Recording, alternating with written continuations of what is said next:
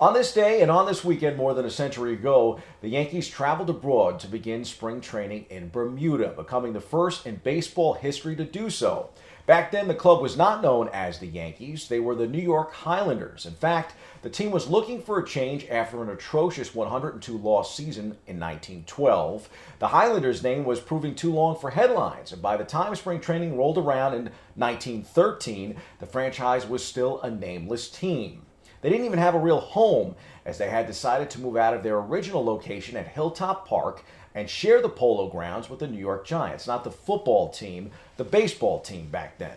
Of course, the Highlanders would eventually settle on the name Yankees prior to opening day in 1913, capitalizing on the press's common name for them that March.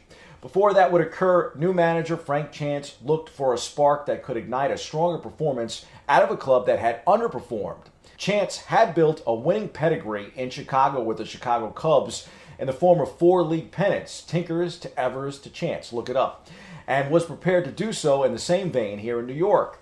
He decided Bermuda would do the trick, and I think all Bronxites could relate here. Who wouldn't want a Bermuda vacation right about now? Chance orchestrated a spring training to take place at the Hamilton Cricket Grounds in Bermuda. The field was exactly how the name sounds, a converted cricket field. It had been utilized a year prior by a minor league team in New Jersey called the Skeeters. The eventual Pinstripers talked the Skeeters into returning to Bermuda in 1913 to scrimmage them, using the island as a pleasant climate area with enough isolation for the teams to focus.